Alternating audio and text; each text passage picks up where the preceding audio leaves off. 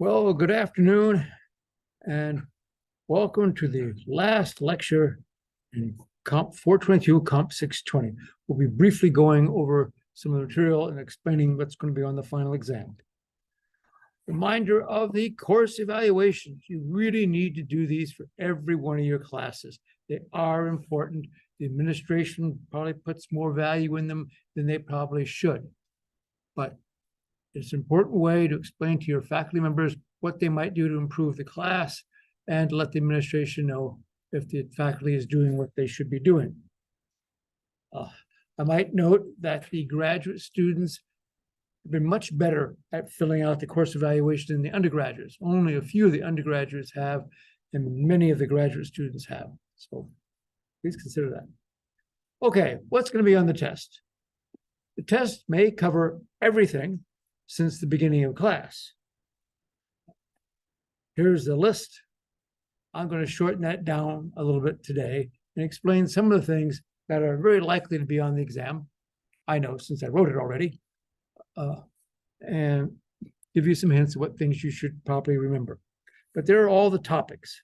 We covered quite a bit this semester, so all those things. And I tried to cover a lot of it on the exam, although there's only 16 questions. Okay, encryption. You should understand encryption. There are two basic types, symmetric and asymmetric. Symmetric is like AES or DES, same key to encrypt and decrypt. Asymmetric is often called public key encryption. There's a public key and a private key. You use one key to encrypt and the other key to decrypt. Typically, the keys are passed around using certificates. So those are important things to know. Also, the encryption modes. There's the electronic cookbook method that just takes one block, encrypts it to another block. And then there are the blockchain methods, various forms of those that basically exclusive or one block with another, so that even if you have two identical blocks of plain text, you get different blocks of ciphertext. Policy modes. We talked about two, the Bell-LaPoota model for privacy and the BIBA model for integrity. The Bell-LaPoota model is denoted by the ability to read things at a lower level and write things at a higher level. Now, you can always write things, you can do both read and write at the same level. And the BIBA model is the other way around. The BIBA model, you can read up, you can write down, and you can read and write to things at the same level. Important for the Bell-LaPoota model was the concept of a dominating relationship. A user dominates a document if and only if the level of the user is equal to or greater than the level of the document, and the categories of the user, or better yet, the categories of the document are a subset of the categories of the user. So if the user has more areas that they're allowed, they might not look at a document, might not be able to write a document or dominate a document that has fewer categories. So the examples here, of course, top secret graduate faculty dominates this because this graduate is a subset of this, and this is greater. You'll note that top secret graduate does not dominate confidential undergraduate, even though top secret's a higher level of confident. The groups are different. And down here, top secret does not dominate secret because although the undergraduate is a number, there is graduate, so it can't write to that. All right. Authentication. We use authentication in many ways, basically to log on. There are all sorts of ways to do it. What you have, that is perhaps a thumb drive or a card that you can go in and swipe. It's what you know, which is like a password, or what you have can also be your telephone. That's very common. Two-factor authentication typically uses a telephone. What you are, we're talking biometrics. where you are, that's location sensitivity, and what you can do that's similar to biometrics, which is measuring your ability to do something. Okay. Input validation. Very important. Like down at the bottom, I should put it at the front. Never execute user input. And if user input, you might use it in the process, but do not use it in such a way that it becomes executed. In other words, SQL, well, a lot of these, if you have SQL injection, that's involved by executing the user input, where you concatenate the user input together to make an SQL statement. Don't do that. Preprocessed statements are the easy way to go. Parameter tampering, where cross-site scripting, again, cross-site scripting is where you execute the user's input. Usually that's involved in JavaScript, where they type in script statement. Stack Overflow, again, the user input is getting too big. Part of validating input is making sure you don't read more characters than the buffer will hold. Several of you forgot in the last assignment, the last exam, that C++ stores a 0 character at the end of a string, and you have to leave space for that. Again, integer overflow, we talked about that in the exam. Okay. If anybody has a question, there's many people on, then just ring out and say something. Modifying parameters. Say you have a URL like this. This is all, imagine this is all in one line, where you have a value that you're sending back to the server, where you shouldn't do that. The server should know what the price is. The website should not tell, the browser should not send the price because user may be able to change it. There are multiple ways to change it. You can change these parameters with HTTP proxy. We use those in the class, where the proxy is between the browser and the server. Things go to the proxy. Proxy can stop, allow you to edit them, and then send them on to the server. You can always use the debugger in the browser and change things. Or sometimes you can just copy the website, edit it to do what you want, and then execute your own version of it. Multiple ways to modify parameters. And of course, sometimes things are out there in websites that are guessable.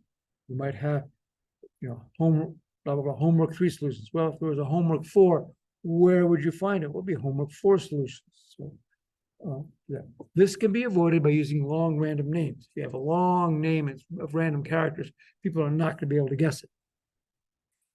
Network security. This is not the network security class. And I guess I'll just tell you there's no network security questions on the exam, but understand how ARP poisoning works. ARP poisoning, again, the ARP protocol, address resolution protocol, is used on a local network to find out the MAC address or physical address of a device that has a given internet address. It broadcasts out an ARP request packet, and the device that has that internet address responds. Of course, you hope it's the device that has that address. Another device, someone who's masquerading as that site, may respond and tell you that this is their address. That's ARP poisoning.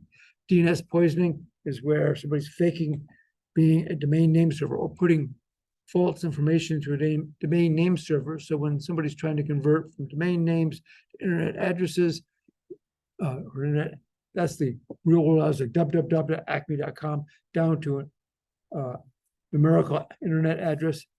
Domain name server does that. If somebody gives it false information, it will propagate that false information, possibly sending people to the wrong site, or not sending people anywhere.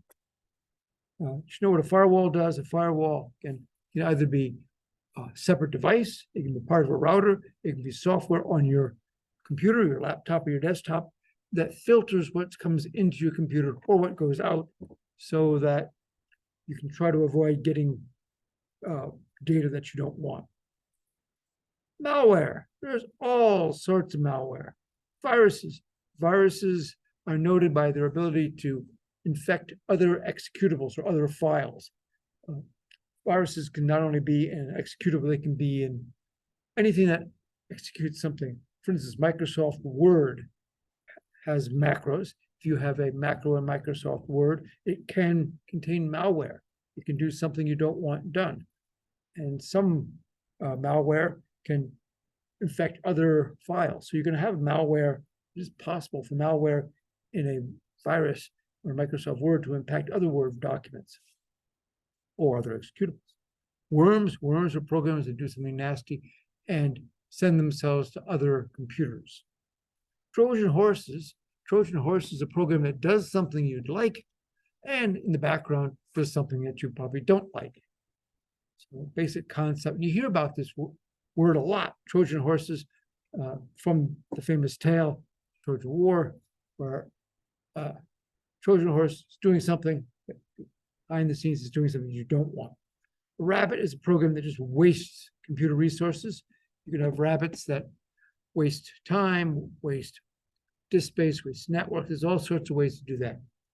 Phishing, we talked a lot about phishing. Phishing are emails or text messages that try to falsify who they're coming from and get information from the user. And then rootkits are changes that try to change the boot information of a computer. Talk a little bit about the clouds. There are multiple cloud models.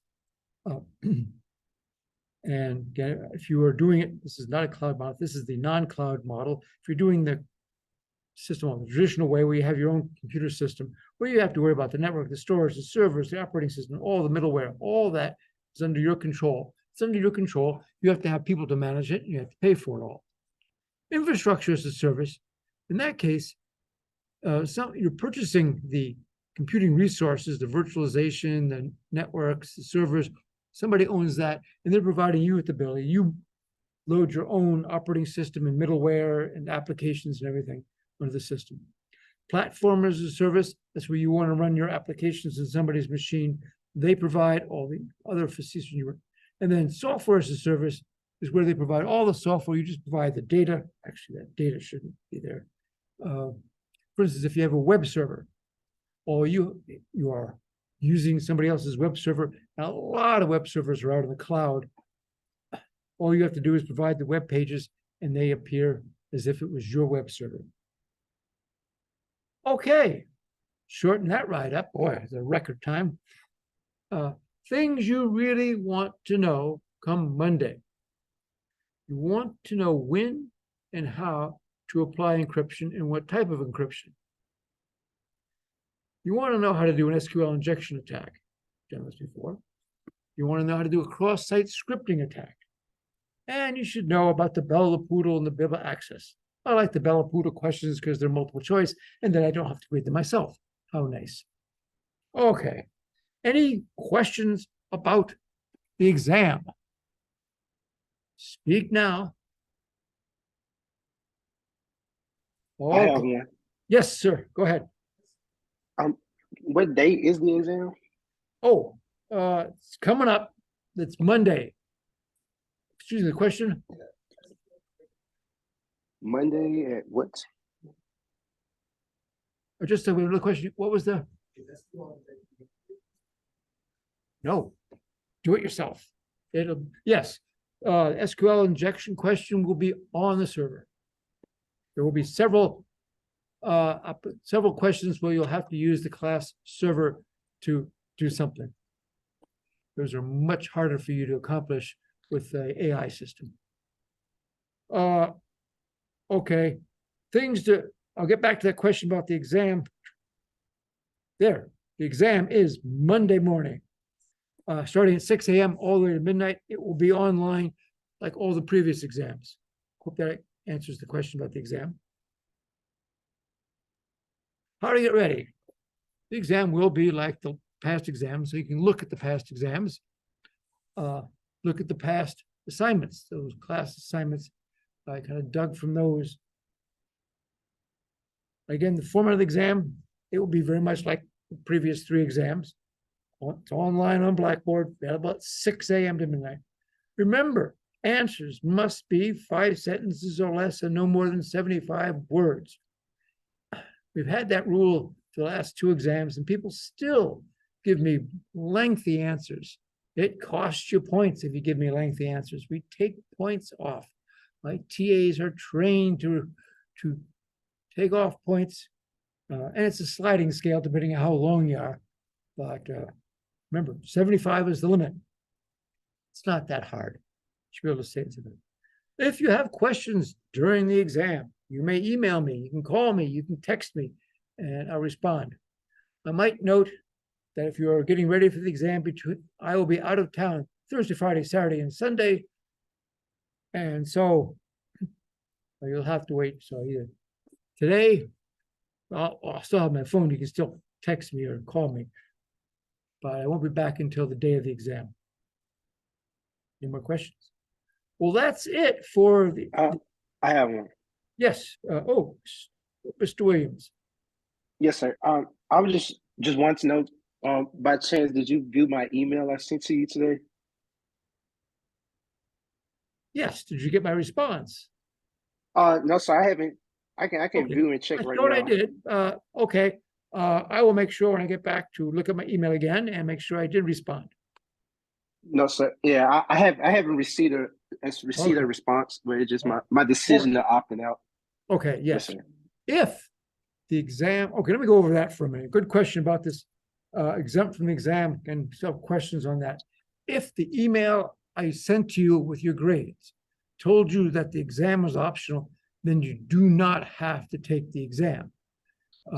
If you do not take the exam, of course, you're always allowed to, but if you do not take the exam, you will get the grade that it says on the email I sent to you. So basically, if you got an A and I said the exam is optional, you're done. Take your A. Do not take the exam. If, on the other hand, I told you the exam is required, then you must take the exam. Failure to take the exam will be significantly detrimental to your grade. If the exam is optional and you start the exam and you say, oh man, I don't know this stuff, I don't want to do this, you can just not submit it. Or in the case that you've submitted it and it's optional and you don't want it, just send me an email and I'll throw it out.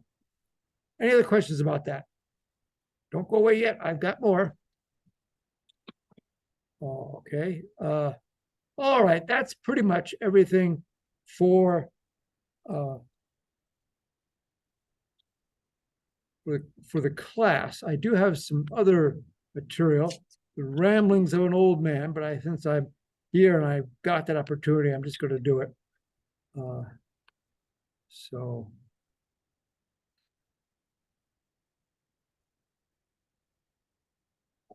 yep, you can see the poem Cybernetic Meadow by Richard Brautigan. This is only part of it.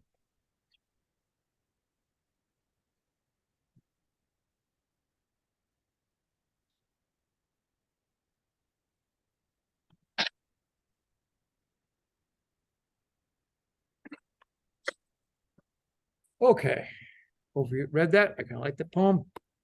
Where are we? Okay, last lecture. Might ask, what is an old white guy doing? I'm doing quite well, thank you. Been here for 30 years and I enjoy it. All right, these are just thoughts for life. Make sure you balance your life. I like the quote here, nobody ever lies in their deathbed and thinks, I should have spent more time in the office. That just doesn't seem to happen. No, make sure you spend time with your family and doing other things. You go off to work, you're going to spend an awful lot of time working.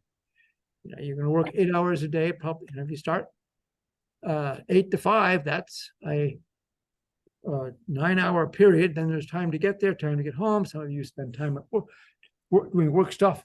Home, it tends to be a lot of time. Don't forget to spend time with your family, particularly with your children. Yes, you're going to have to work to succeed, particularly here at school. If you're going to get this degree, you're going to have to work for it. I note that this is, I like this quote, and it's by the second First Lady of the United States. That's hundreds of years ago. It's 125 years ago, but it's very appropriate. I might also note, I've been part of studies here at A&T A&T was part of a large study that involved multiple universities and measured all sorts of things about the students. One of them is how much time do students spend studying? Well, I'm sorry to say that A&T students spend significantly less time than students at other universities studying. And you can just figure it out for yourself that if you spend an hour studying and the guy at the other university spends 3 hours studying, they're going to eat your lunch. So, you got to work at it. Classes are part of the education. You have to do more. Get yourself involved in projects, particularly graduate students. Do not get a master's degree by the class-only option. You are cheating yourselves. If you're just doing the class-only option, it's just like an undergraduate degree plus.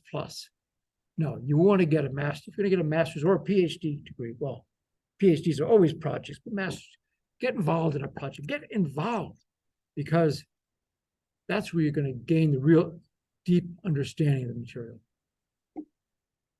Software engineer. I'm not a software engineer, but I have made software engineering mistakes in my time. I was at this time, usually in my slides, tell you about the big project I did decades ago with a mini computer. It had a lot of software engineering mistakes, and we figured it out. I also worked for a small company while I was a grad student that failed. And one of the main reasons they failed is they made some serious software engineering mistakes. They didn't have an outline. They were making a big change to the program, and they didn't have an outline as to what it was supposed to do. They had a very vague statement, and the different developers interpreted that differently. Okay, I've been programming for over 50 years. And during that time, computers have changed a lot. I see no reason to think that computers are not going to change significantly in your lifetime. So be ready for the change. Things are going to happen. You will not learn everything you need to know in school. Things will change. By the time you're old and gray like me, the stuff you learned way back in school, some of it is still very valuable. The data structures class I learned, boy, many of the concepts you learned back then are still very important. But the systems, nobody programs in PL1 anymore. COBOL, unfortunately, COBOL is still used, but it's a terrible, horrible language. When I started, computers were huge. I'm sitting in Graham 208. The combination of Graham 208 and Graham 210 used to be the university's computer room. They kept their big mainframe in this room, and it was big. This room is big, next room is big. Combined together, they're even bigger. Took a lot of space. And they cost millions of dollars just to get a computer that was not very powerful. Interesting, the big computers are operators, people who ran the operators. If they needed the tape mounted on the tape drive, the operators would take the tape off the rack, put it on the tape drives, load it, and get it going.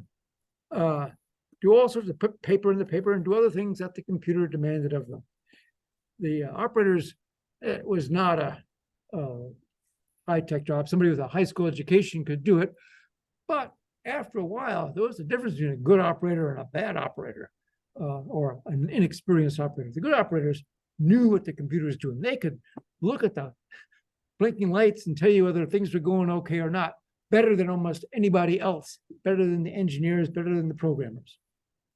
Back in those days, the computers were locked.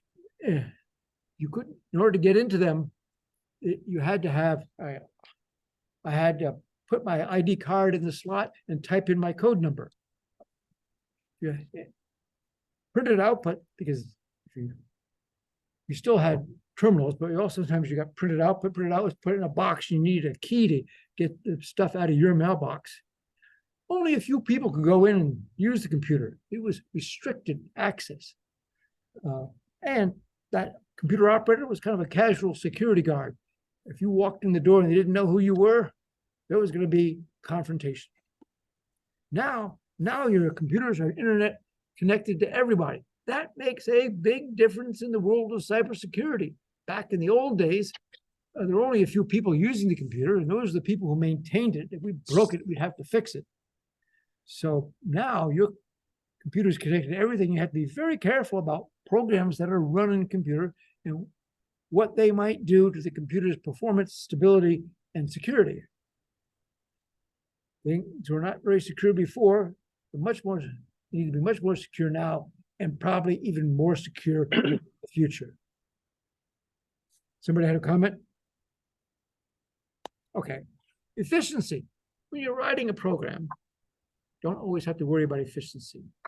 The processors on an iPhone 25,000 times faster than IBM 360. So, yeah, see one of those things? Your iPhone is 25,000 times faster than that. That's huge.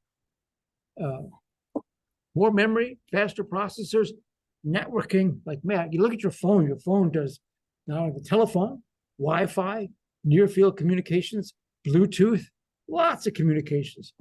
You're lucky if the mainframe had one form of communications out of the building, and usually not. Back in the old days, we worried a lot about efficiency because machines were slow. If you had a program that ran twice as fast, that might mean it was measurably faster when you ran it. Nowadays, many of the programs run in the blink of an eye. If it runs in half the blink of an eye, it's not really noticeable. It's much more important that a program is correct than it is fast.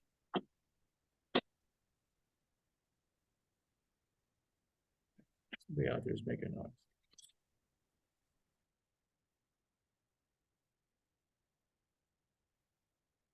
Okay. All right. Stop that. Computing in the future. What do I see computing in the future look like? I'm seeing a flat memory model. As we get more and more memory, particularly if we can get memory that's very fast. And again, we've got solid state disks now. The solid state disks are very fast, not as fast as your RAM or your cache, but much faster than the old rotating disks. And as the solid state disks get faster and faster, at some point, they will come up to the speed of your RAM, and you end up with having a flat model where you don't need to read and write things from a disk. Everything will be in memory because that's all you have.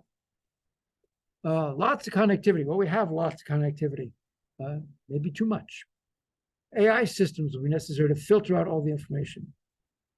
Google Glasses are out there a few years ago. They were cool. They kind of died, but I think it'll be a comeback. And we're making self-driving cars. We're also making self-driving trucks. And I think the future is self-driving trucks because they drive on the freeway. It's easier to drive on the freeway than it is to drive around town. And we pay truck drivers a lot of money to drive trucks. Somebody will think you can save a lot of money by making self-driving trucks. Probably true. Quantum computing. It is my personal opinion they will not ever see quantum computing. Year after year, it's been around for like 40 years. Year after year, they tell us, oh, we're almost there. If we can just solve this one little problem, we'll have it. Yeah, well, maybe not. I tend to think that the concept is unsolvable. If you think about it, you have a bit. The bit can be 0 or 1. You say, well, quantum computing, it can be either one, whatever you need. But then you have an error rate. If the error rate's about 50%, well, flip a coin. Is it head? Is it tail? Is it true? Is it false? Is it 0? It's a 1? Could be. You have a 50% chance of it being 0 or 1. You have a 50% chance of it being right. Do remember to back up your data. I talked about this last time. Remember to back up your stuff. Your own computer, your laptop, your desktop, your phone. Things will fail. So back it up. So when it breaks or you have a ransomware attack, you can recover.